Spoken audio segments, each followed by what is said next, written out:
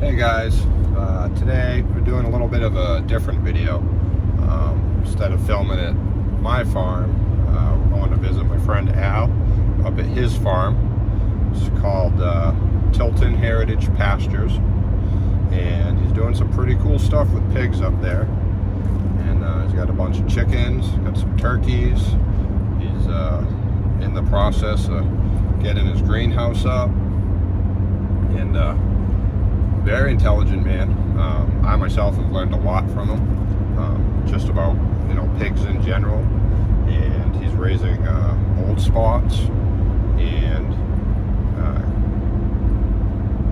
Guinea hogs, and then he's got some beautiful roosters up there. So we'll be here momentarily, pulling in. Drove through a storm on the way up, and hopefully passes so we can record this without it raining. But we are pulling in right now, and he has a beautiful farm. I think you guys are going to enjoy it.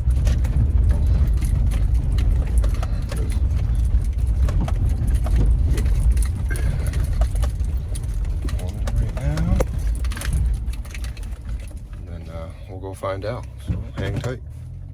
All right, guys, I'm here with my friend Al. Hey, how are you?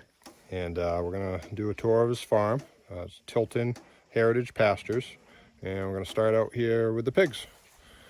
What you doing? Yeah. Oh, so these are our Gloucestershire old spots. These two girls are registered Gloucestershire old spots. They are both gilts. This fall will be their first breeding. Gloucestershire Old Spot is a heritage breed. The heritage breed from England. They're actually the only.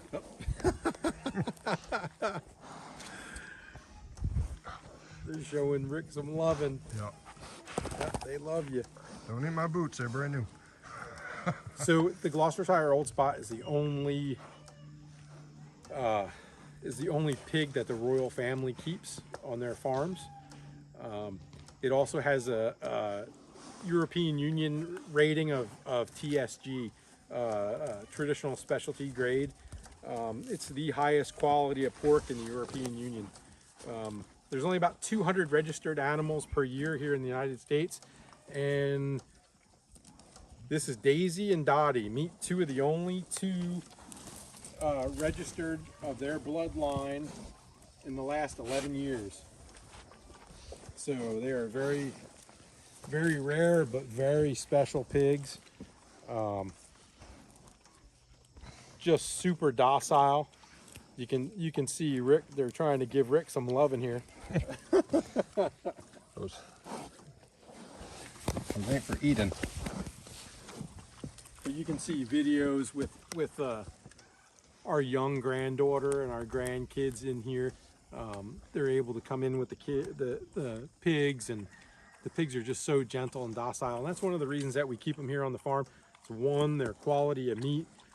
Two, their just temperament, and they're one of the most prolific pigs. So they'll have large litters, and they're extremely good mothers. So this here is Daisy. And Daisy loves belly rubs. Oh, she's such a good girl. Yes, she is a good girl. Where's your eyes? Everybody asked, where are their eyes? One thing that you can find is that this is a Shire pig, right? So any pig with the name Shire in its name has an ear that's going to flop down towards its snout and actually covers its eyes. She's sleeping. Another thing is when you look at a really high grade pig, you can count the teats and you can see that she actually has 14. So if she has a large litter, she's got plenty of milk for all those babies. And that is Dottie. can see Dottie's got that big spot on her head. They give the name the Gloucestershire Old Spot. There's a wives' tale or a myth or a legend or whatever you want to call it that says the reason that they have their spots, another name for them, is an orchard pig. And what they used to do is keep these pigs in apple orchards. In the fall, when the apples would drop, they say they get their spots because they're bruises from the apples falling out of the trees. Which we know that's not true, but they do love apples, don't you? They love apples. All right. Okay. So what is your overall goal with the pigs? So we will breed these two to increase our herd. Our ultimate goal is a sustainable herd, to be able to breed our own for food for ourselves and to share with the community, but to also grow the breed. So there's only 200 Gloucestershire Old Spots registered in America every year. They're not a huge, they're not like a Berkshire or Yorkshire or other heritage breeds. People call them heritage breeds, or they're not as common. And part of our goal is to help people understand and learn and get set up here in northern Maine to be able to winter pigs. So if we can't winter pigs, then we can't breed pigs, and we can't have pigs on our homesteads.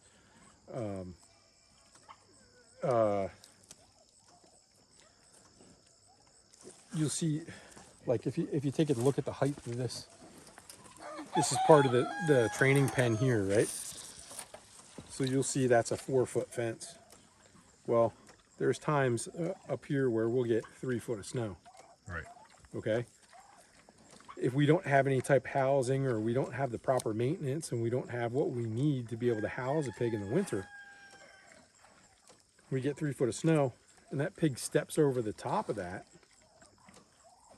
That's bad, but the worst part is sometimes we get ice on top of that snow. Yeah. And so that pig steps over that fence and starts to walk out onto the pasture, right? And say that pig, by some miracle, was able to get all the way over here, away from that pen. And then it drops down through that 2 foot, 3 foot, even 1 foot of snow. Now, one person or two people, or however many, need to try and get that pig back into that pen.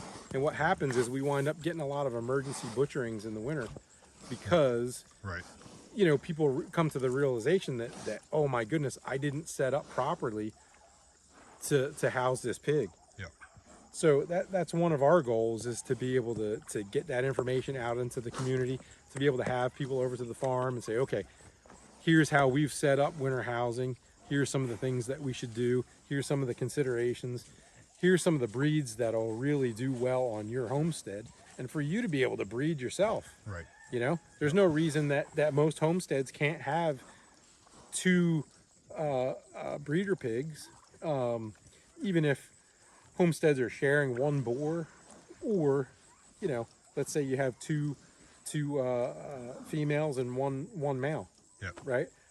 And I say females and males because they're not sows until they have a litter. Right. So you could have 2 gilts and 1 boar, or you could have and a boarling, or you could have 2 sows after you've had piglets and a boar. Yep. But there's no reason why most homesteads can't have that. So our ultimate goal is keep these girls real healthy, make sure they have the proper nutrition, make sure they have the proper housing, make sure that we do everything right for these girls so that they have the healthiest, most beneficial life, and then have their piglets and grow their herd. Or the good girls. Yes, you are good girls. Oh. Okay. All right, so those aren't the only pigs he has. He also has American guinea hogs. Yep. Yep. And these hogs are something else. So check out what they've been working on.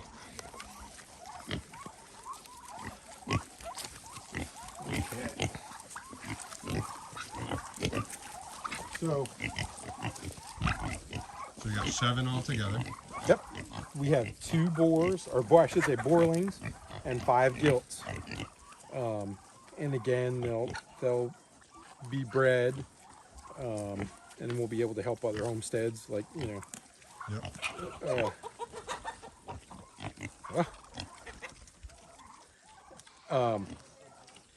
So again, as far as a breed, as far as temperament and the purpose and the reason, each pig has its own use and its own purpose.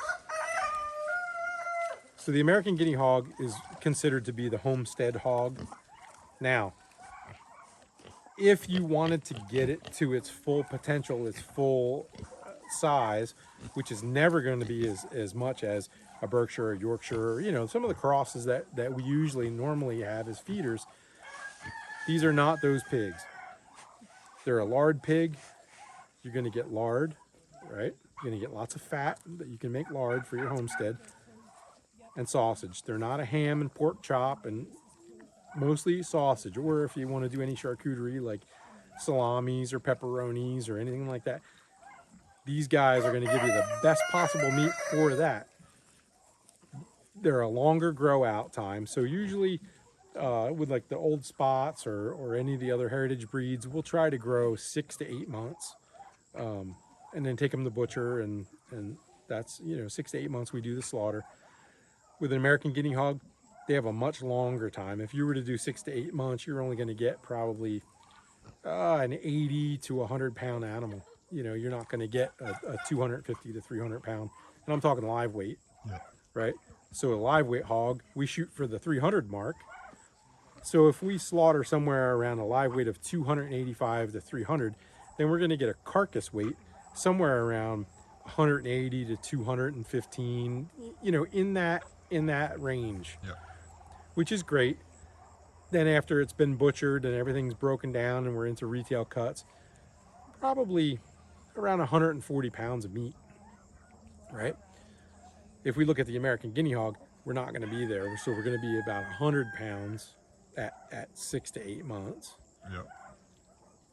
So we'll probably have a carcass weight, you know, down around 60 to 80 pounds, and then maybe 40 to 50 pounds of retail meat, right? Or I say retail meat, but the primal cuts and things like that. Or if we just do sausage or anything else, we'll probably have like the 50 to... So a lot of people will tend to grow them out much longer. They'll go a year to 18 months, you know, more like cattle, and have a longer grow out time. The plus side to that is they don't require as much input. So where all the other animals were on a constant feed schedule, whether we're giving them grain or vegetables, or, you know, it's a constant food source from us. The American guinea hogs are they make their living out in the field. They do an amazing job, and Rick and I will go through and show you some of the projects that we're doing with the American guinea hogs. Now, we're in northern Maine, so the middle of September, we're going to be planting. And so for the rest of the fall, from say October or the end of September through till probably April or May, the guinea hogs will go back on a ration, and they'll be pretty much confined to pens, you know, for the winter. Yeah. Right? And so the project that we're working on right now,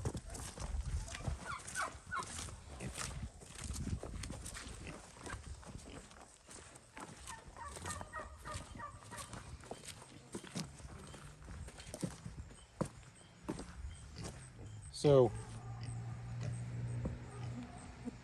This is an area, and you can't quite see over the hill there, but it's about 100 foot long. It took them about a week. This is what it looked like before he planted, and then this is what, going on 3 weeks now? Yeah. Planted? Yeah. Well, let's see. It was like the first or second week of August. So about a month. So yeah, this is a little over a month, and so we weren't quite sure on the timing, and we just had to get in and experiment and do it. You know, sometimes you can have all the theory in the world, but unless you get out there and do it, you'll never know.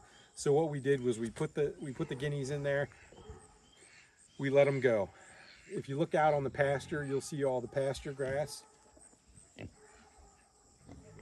They took that pasture grass and they turned it into what that second paddock right there looks like.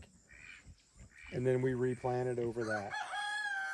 We moved them over to the next paddock, and that next paddock was about 150 feet long. And that's, like I said, you got to get in it. You know, what did I say? You got to be in it to win it, right? So we got into it, and we put them in. We're like, wow! In 1 week, they took care of, you know, about 100 foot. Wow! So then, if I move them into 150 foot, what are they going to do? Maybe it'll take them 2 weeks or 3 weeks or whatever it is. Well, we put them into that 150 foot, and they focused on 75 foot of it and didn't touch the rest. 2, 3 weeks went by, and it was still unfinished. We were like, what in the world? So what we did was we wound up reducing the size of the paddock, and boom, they completed the entire thing.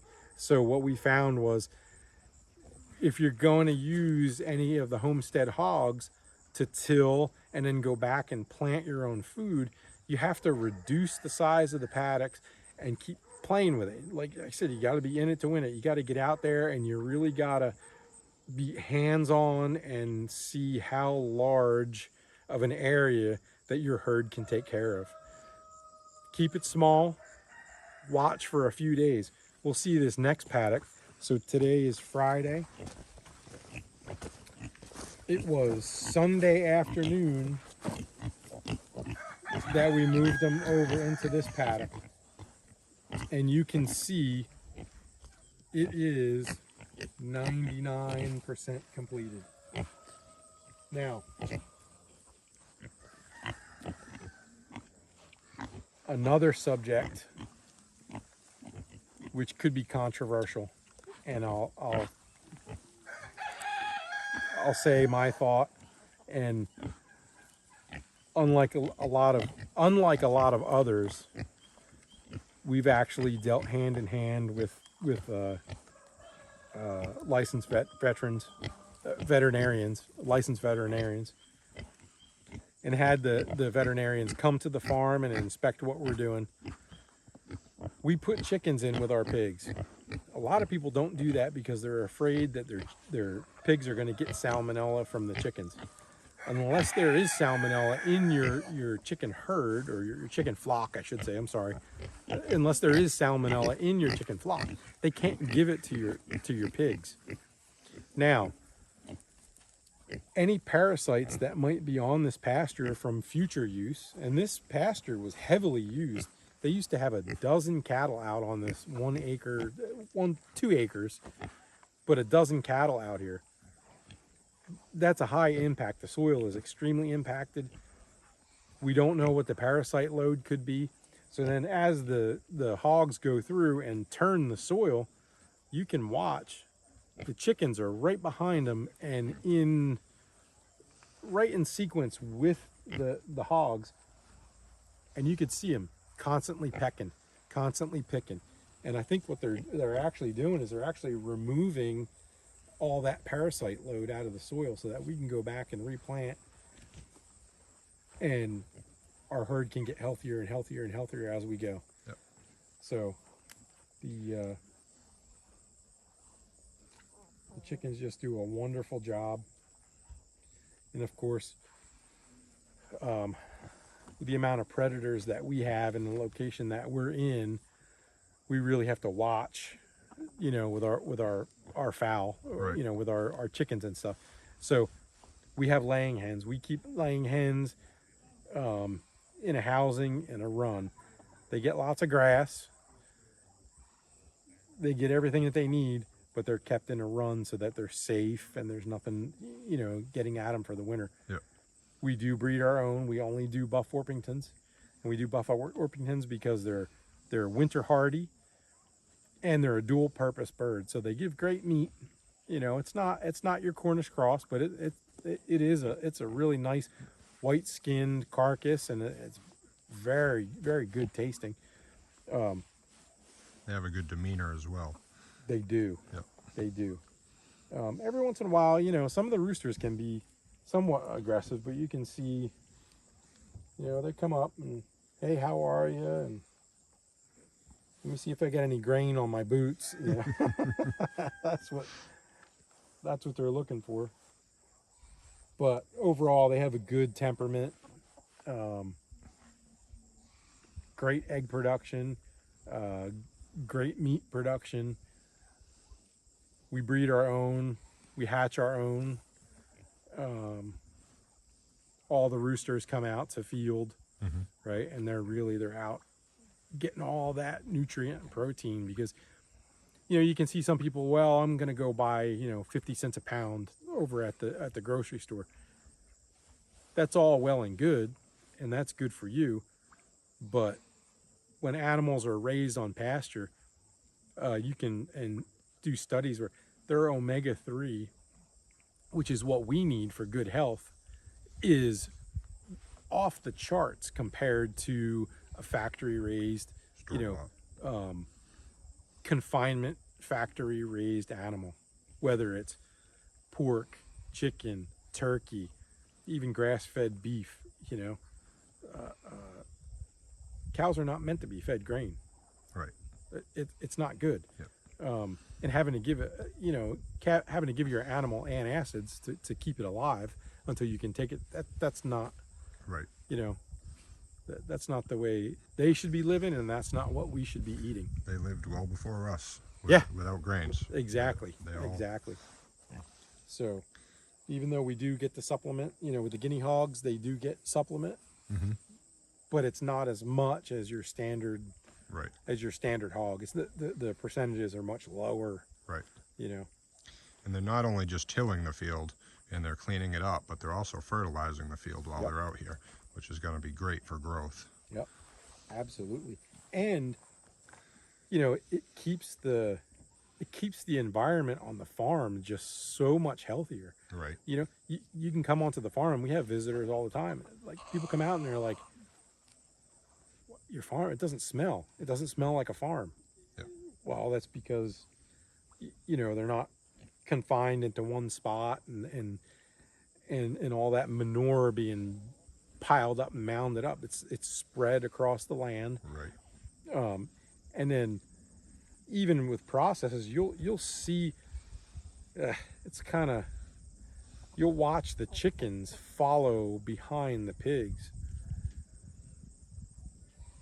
and that manure is eliminated immediately, and it's absorbed and scratched right into the ground. Yep. So yeah, do a great job. Now, I had a question from,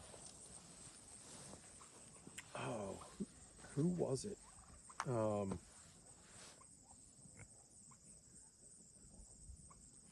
It was another breeder down in New Hampshire, and she asked if I saw a difference in the tillage or the rooting between the guinea hogs and the old spots.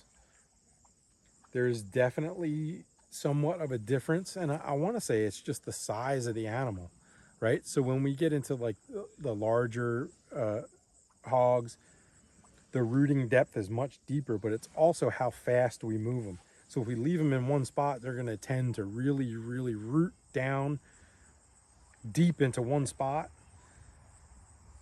If we keep moving, they're going to root and look for what they want. They might find what they want in one location, but they're not there and bound to that spot over and over and over and over and over again. So we move them and we get the depth of tillage that we want, right?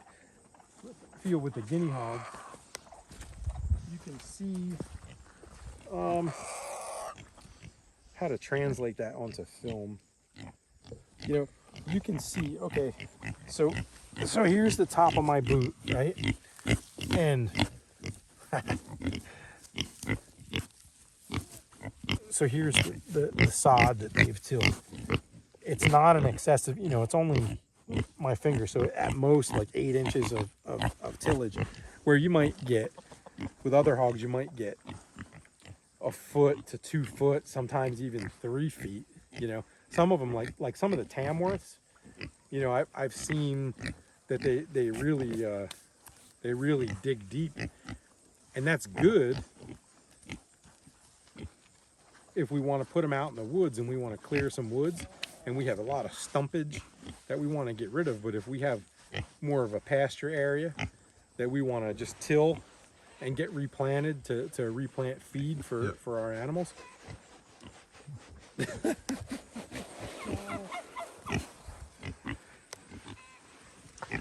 Hello, pig. They like their bellies scratched. Oh. Yep. And that's the great thing about the American Guinea hog. And you know, I think it's also a matter of husbandry, right? Yep. So we talk about husbandry, and it's like, how do we raise our animals? How do we feed our animals? You know, do we just come to the edge of the fence and dump a bucket of bread over the rail, Right, and then walk away, and then expect the piglets that we have to be able to socialize with other people and go onto their farms? And like, you know, we've had pigs like that, and I know Rick's had pigs like that, where you go into the pen with them and they're just miserable.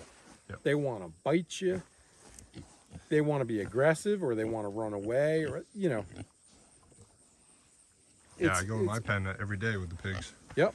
They walk right beside me. Yep. It's a matter of husbandry and actually getting in there, spending time with them. I think I just got mud all over my face.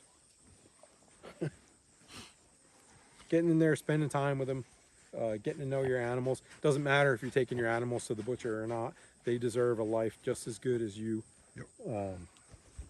They deserve the best stewardship that you could possibly give them. Yep. We have right? a responsibility to provide that. You got a responsibility to educate yourself, not only in the field, but in bookwork, right? There's a lot of good courses out there. University of Maine has a lot of good resources for us to be able to grow and learn as farmers and homesteaders and anyone that's going to get involved with animal husbandry. Penn State University has a free swine management course. And if you're going to get out there and be involved in any kind of livestock, you need to go out and educate yourself, get involved with 4-H if you have kids, and you know, get the most education that you can so that you can be the best possible steward of the animals that you have. Absolutely. Who's this? What is this? What's it doing? Oh, yeah. Oh, you hate that, don't you? Oh, you just hate it. And the other thing, when you get that involved with your animal, this is a little gilt, and I can go through and I can inspect the things that I need to inspect. If I have to do any veterinary care, or if I have the vet come to the farm, if I can get the animal to lay down and he can inspect her, right? We can count all her teats and make a decision. There's little worms in the soil. Yep. Makes a big difference the bigger the animal too, because somebody get hurt. You got a 300-pound pig decided that he didn't want to be around somebody. That's right. That's right. And to be able to get, you know, microscopic close and say, okay, what's the condition of their hooves? What's the condition of their stomachs? You know, when's the last time you're able to get your pig to lay down and actually look to see what's going on under their belly. A lot of people don't do that or can't do that because where did their pigs come from? You know, are they trained to the wire? You know, or how long is it going to take me to get my pigs trained to the wire? So, and it doesn't take long. Al's actually the one that had talked to me about training my pigs on it, and I set up the wire in the pen, and it was like 3 days, and they were good, and they've been out in that little pasture area, and they haven't tripped the fence at all. They stay right within their boundaries. So, pigs are extremely intelligent. They're probably as smart as a dog, if not smarter. You know, and once you've trained them to that wire, I know people that only have one wire. You know, half the time, I've seen people that they'll have one wire and the charger's not even working. Now, they're not keeping them moving. They're not keeping them rotated. So the pigs are used to that one wire being in the same spot all the time. We do a braided poly. That way they can see it. Pigs don't have very good eyesight, right? So we kind of make sure that they have a good visual and they know their boundaries. Every once in a while, you'll hear a squeal. Yow! They got zapped by the fence, but they can see their boundaries. And then we don't need this many posts. We definitely don't need this many posts. Those posts are there so that the pigs know their boundaries, and they see those posts and they're like, oh, okay, there's a fence there. There's a fence somewhere near there, right? So I'm gonna look for it, and then they slow down a little bit and they actually look for the fence.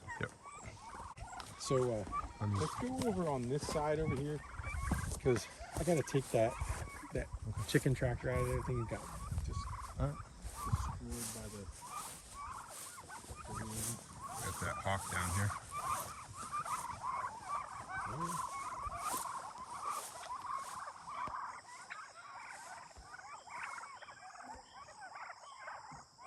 Just chilling.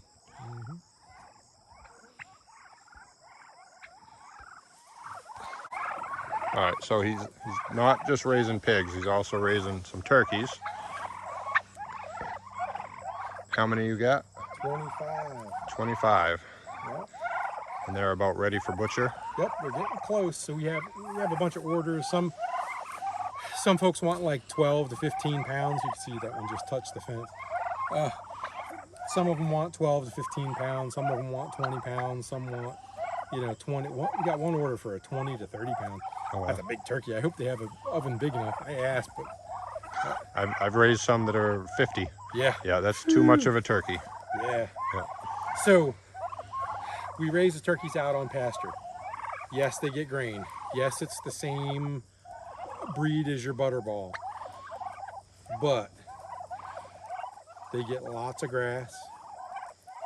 This is the grasshopper kill zone.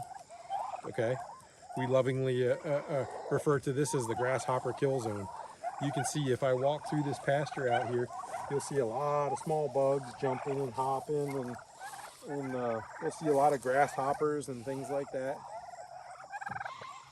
Once those turkeys get in there, turkeys are omnivores, and they just run after any kind of pest that might be in that pasture. They eat large amounts of grass. So you can see the height of the grass out here. If I give you some reference, they've already been on this grass probably about 6 weeks ago, maybe. They've been on this area right here for 3 days. 3 days.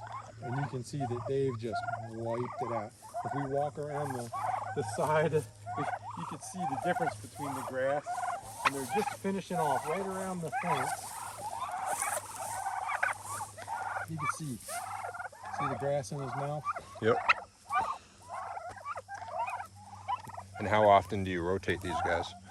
So they go into a chicken tractor or a turkey tractor. It's just a large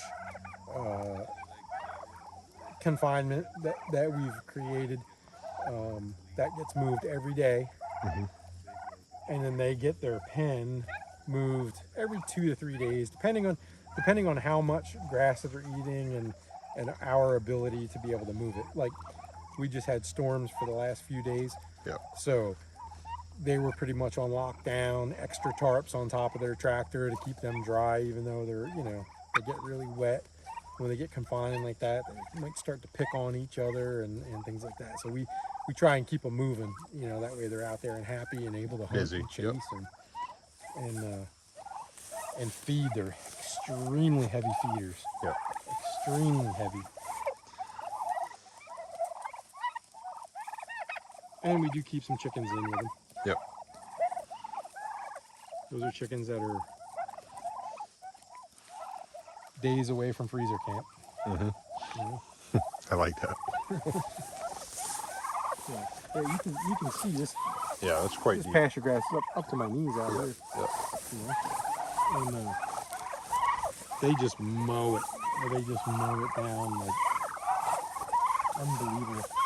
It never transfers onto video. Yep. Yeah, It's tough. you try and translate it onto video, and it just doesn't. Like that mite right there, right? It's really hard to see the difference in the height of the grass. They just pound it through. So I wonder how close she'll let me get.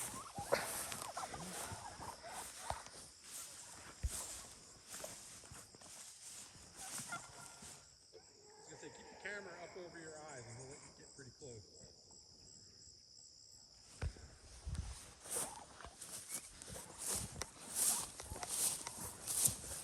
So this is our pasture. I said before we came onto the farm, it had a lot of overuse, and that's just a different farming style. I'm not gonna say there's anything wrong with it. It's just not the way that I do things. My experience is in larger scale cattle farming, all grass fed, natural, organic, and not feeding cattle grains. So we don't feed cattle grains, and some people do, and that's just the way they raise them. So on this pasture there was a dozen cattle, and I say that again and again and again because it just blows my mind how there's even any pasture grass growing on this thing. It's been so overused. And how big is this pasture area? I want to say it's about 2 acres. Yeah, it's roughly 2 acres. Yeah, which means that's way too many cows. Oh yeah. Oh yeah. Oh yeah. Oh yeah. We always had like cattle days, and so we would have like I want to say 10,000 acres, right? 1,000 head of cattle. So I mean, it's like it's crazy. Yeah. Like but it's a different way of farming, and if people successfully grow cattle that way, and I mean that's their thing. It's just not the way I'm used to it. So we're trying to give the pasture a rest, trying to rejuvenate it. We have the pigs coming through. They're tilling. We're going back. We're planting feed behind them. We're not going to be able to complete the entire pasture by our September 15th or early October deadline. It's just not going to happen. So we have some equipment, and we're going to have to come out and do some tillage. We're not real big on heavy tillage, but the soil has been so compacted that we're not able to overseed into what's here, and the roots, the depth of root that's in this grass, and it's not, it seems like a decent grass, but it's not a real high quality feed. Right. It's got to be broken up. Yep. So we're gonna have to come in with our equipment, some plows and things like that, and break it up, and then we'll get it overseeded, and then next spring we'll start rotating the pigs through. Yep. Probably one more year, and then after that we'll see how things go, and potentially put a cow or two out on pasture. But for right now, No, it's not going to happen for a while. And I think that's a lot what people think. They want to be farmers, they want a homestead, they find the perfect property, and they think they're just going to go to it. But the fields probably aren't where they need to be. The land itself isn't where it needs to be. There isn't the nutrients because it's either set too long or it's been overused. Yep. So Yep. and we have the same issue on our farm. It used to be a cow pasture and a horse pasture and packed down, but then it wasn't used, and it was just weeds growing, and And there's just different techniques of farming, you know, and somewhere there's a link that got broken, and I think it had to do with the, you know, industrialization of America, where we had to go to cities to get jobs. Okay, so we went to cities to get jobs. Well, we need food in those cities. So in order to get the food closer because of transportation, which wasn't, you know, nowadays we have huge tractor trailers that can haul food from West Coast to East Coast. Yeah. Back during the original industrialization, we didn't have that. So all of our food had to be brought into these cities. So then instead of being out on pasture and raise the traditional ways, they had to figure out ways to get them in housing inside or close to the cities, raise them, slaughter them to feed the masses that were working in these industrial, you know, complexes and factories. So it's never a bad thing, and I don't think there was ever an intent to not have good, healthy animals, but it was all of us trying to make sure that there was enough food for everybody. And in that, there's a generation before Rick and I that learned from that previous generation who was trying to figure out how to get those people fed, right? So there's a loss in there's a break in the chain. Yeah. And it's not that those are bad people or that they have bad intentions, or, you know, everybody today they almost criminalize anybody that has a factory farm. There's no criminalization about it. Those people that own those farms and those big facilities, they don't want to have unhealthy animals. Right. No one wants to do that. Yeah, there's a lot of stigma about that. There's a lot of stigma about that, but there's a lot of good that came from all that. Where we are is trying to have our own food, trying to have food for our community, trying to do a better food, right? It's not a matter of, hey, we're trying to make $1 million, trying to make a living off of what we're doing. Yeah, the living that we're trying to make is putting food in the freezer, and that's it. Yep. You know, that's really it. So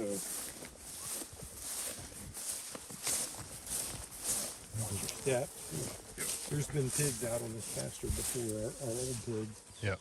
They had probably, let's say, they were down to here, right? And maybe down to the end of the fence. Yep. So this has all been rooted, you know, but you can see that it's like bigger. Yeah. It's like a little bit bigger divots. Yep. Because they're a different type of pig, and yeah, it's all right. So what pigs to get, what pigs not to get. And I mean, just the texture of the grass between here and right there. Yep. Like, this has come back so much fuller just because that soil's been fertilized and worked. Yeah, yeah. Yeah. Well, the turkeys have been across it. As well, yeah. You know? Yep. But you can see that thicker, heavier grass over there. But you can see over here where it's a real fine blade, right? This is actually a little bit more quality of a grass than what that is. So it's more filler. So as you do studies, I love the terminology where we get grass that's in its infancy, right? Then we get grass that's in its adolescence, and then we get grass that's in its senior years, right? So just like people, we get the babies, the teenagers, and the old folks, right? So the feed that gives the most nutrient to our animals is that teenage grass, right? So that's where we want to be. So this over here would be more heavier grass and not as nutrient. And now that's like a teenage grass. That's That's a perfect nutrient grass right there. So this is actually a healthier, and it's been clipped by the turkeys already. Probably 4 weeks ago. Yep. Maybe less than that, maybe 3 weeks ago. Because they did this and then they came all the way down, turned around. Yeah, maybe 4 weeks ago. Maybe 4 weeks ago. And then they came back through here. And now the pigs are up on top of it and they're gonna eat all that off. And then we're gonna replant the peas and barley right behind them for fall. Right. Now, come summertime, we're looking at sorghum, or the feed grain of sorghum is milo, right? So we're looking at planting that. I may plant a summer or a spring field pea along with the milo. Yep. And then that'll give us, so we'll plant our peas now, and then springtime we'll start to harvest that. And the way we'll harvest that is it's called hogging down, right? So you can plant this whole field, and then you see the small paddocks that we have. Those small paddocks, we'll just set up the same exact thing, and we'll release the hogs into that so that we don't have to harvest that, store it, and feed it to them.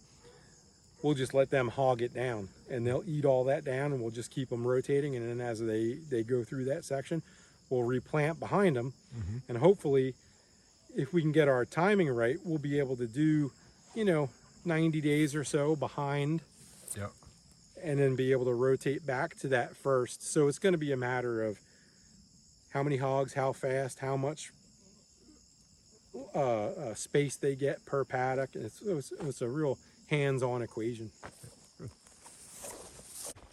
So Al's not just raising animals here, he's also planting. He's got a garden over on the other side of his property, driveway. Mm-hmm. But he just got up this hoop house, and I'll let him tell you about his plans for that. So, as Rick was telling you, we just got our high tunnel. So we worked with the USDA and the Nrcs and got the high tunnel grant. It's kind of a long process, but we started last year. All the soil surveys were done. The grant proposal was written. Everything was initiated.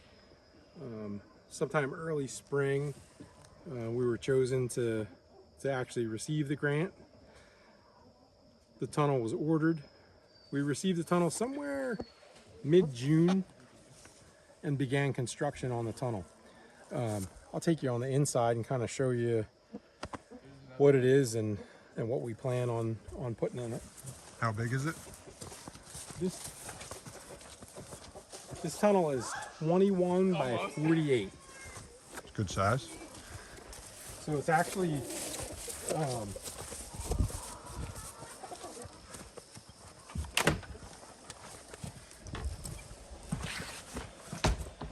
the smallest of its category, but it fit on previous land that was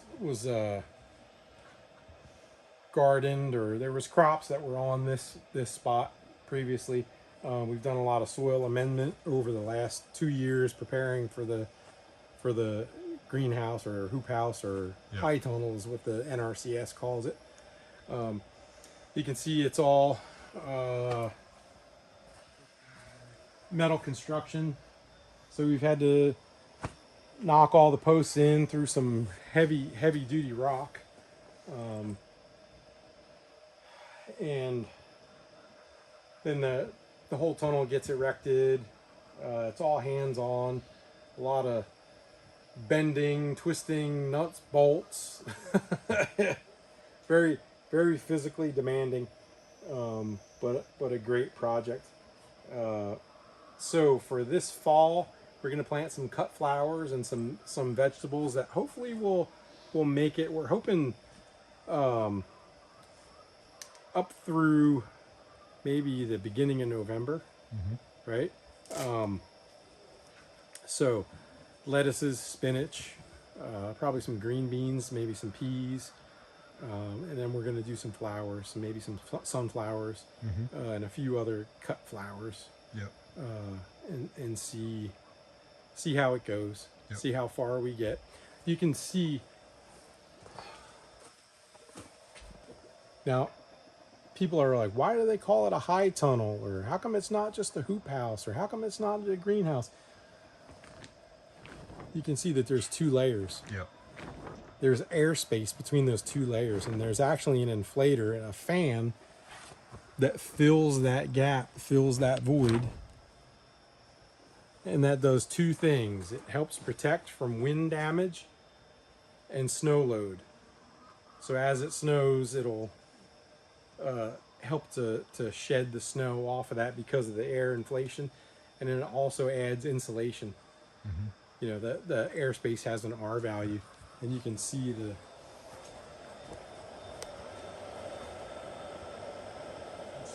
squirrel cage blower, they call it. Yep.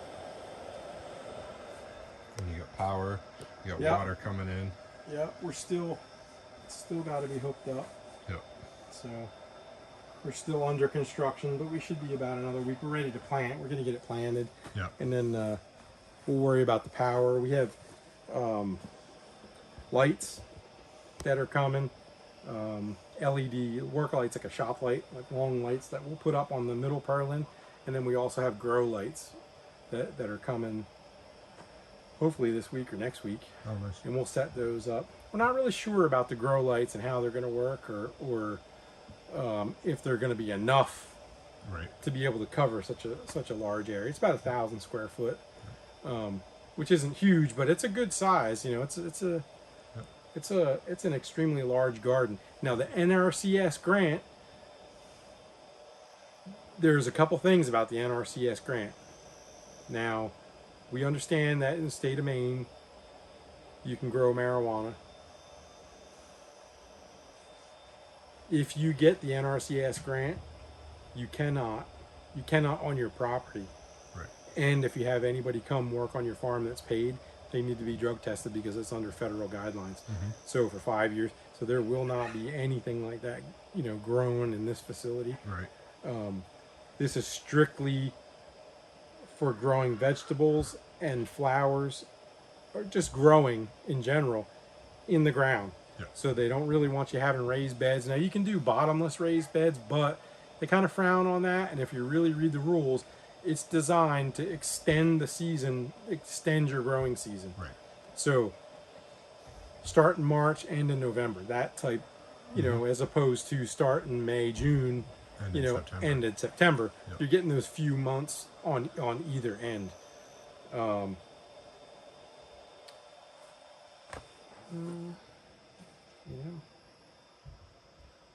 He's got all the walls framed up. He is going to eventually plywood all that in and put doors so he can drive his tractor through and all that stuff. So it's a process. And I met Al a few months ago. He actually invited us over for a cookout, so me and Sarah and Tristan came, and he only was just working on the frame then. So he's gotten a lot done in these last couple months. So he didn't have the guinea hogs when we first met, and he just had the old spots and some chickens, and he's really come a long way in just these few months to get as much done and tilled up and planted and everything. So. Yep. And battle with the COVID. Yeah. Oh my goodness. Yeah, he also had COVID. Whew. Yeah. That was one heck of an ordeal there. Yeah.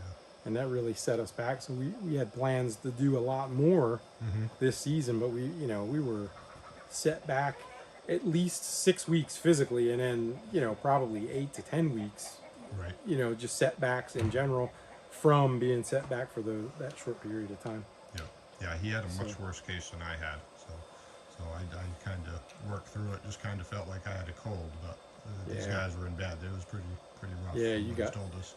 You were really blessed. Yeah. Yeah. Every day I was like, Rick, how you doing? Yep. How you doing, Rick? Are you okay? You all right? You need anything? Yep. Oh my goodness, I know how bad it was. Yep. But we are truly blessed to be in the situation that we're in. We're really blessed to be up here in northern Maine. Some people will be silly and say we're down east. We're definitely not down No, east. we're about an hour from Canada. Yeah. So, yep, hour from Canada. Yeah. So, Yep. in the Well, farming, you're 10 minutes south of me. yeah. I'm 45 minutes from Canada. Oh yeah.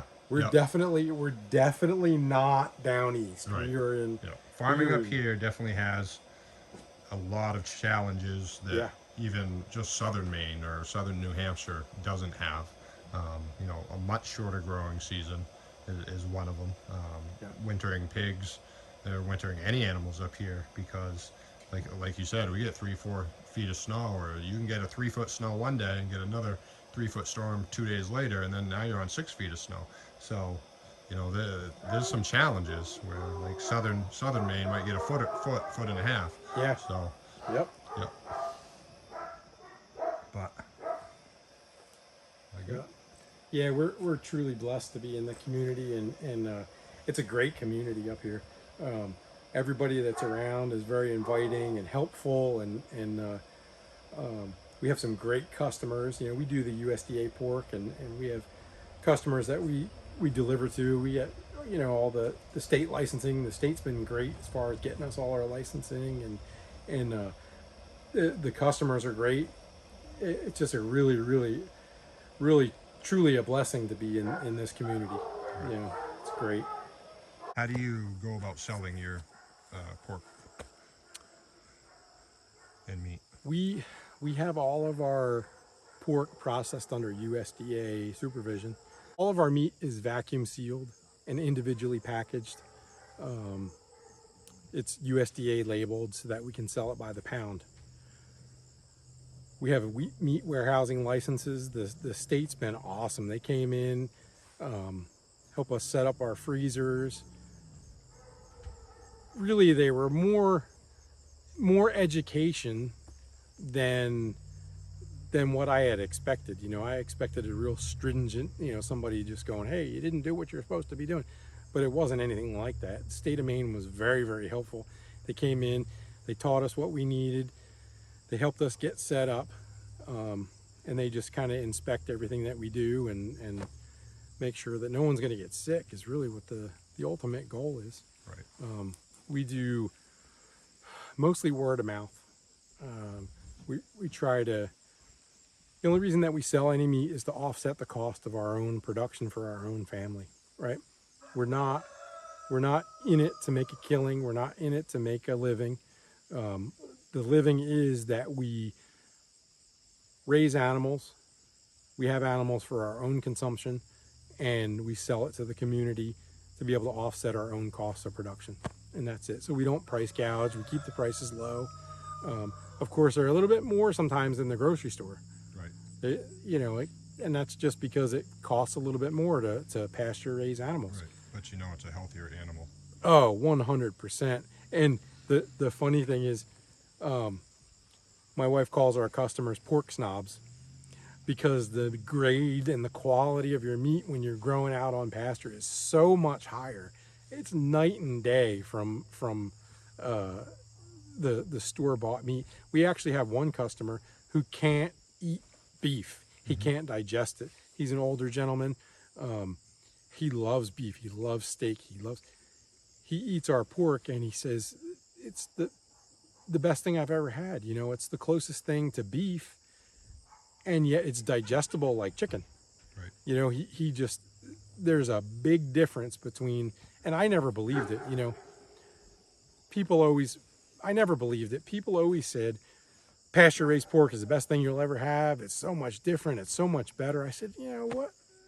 Pork is pork. You know, I get pork from the grocery store. I get pork off my farm. What's the difference? Night and day. Yep. Night and day. It's indescribable. The quality, the health benefits, the taste. It's just night and day. So yeah, I would encourage anybody to really, if you have the ability to start homesteading, get into it. There's a lot of good information out there, and there's a lot of people in the community like Rick, myself. We're willing to help out and teach anybody. You know, if you want to get started, look us up. You know, give us a call, and we'll really take a look at what you got going on and give you some advice. And even if we don't have the advice that you need, we'll steer you in the right direction. All right, guys, so this has been Al Tilton at Tilton's Heritage Pastures. He also has a YouTube channel, and I will leave that link below. And you know, he's got a lot of great videos.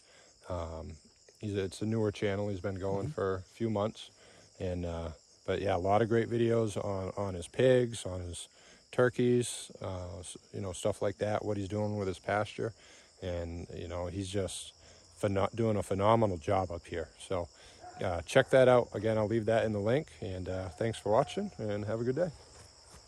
See you guys.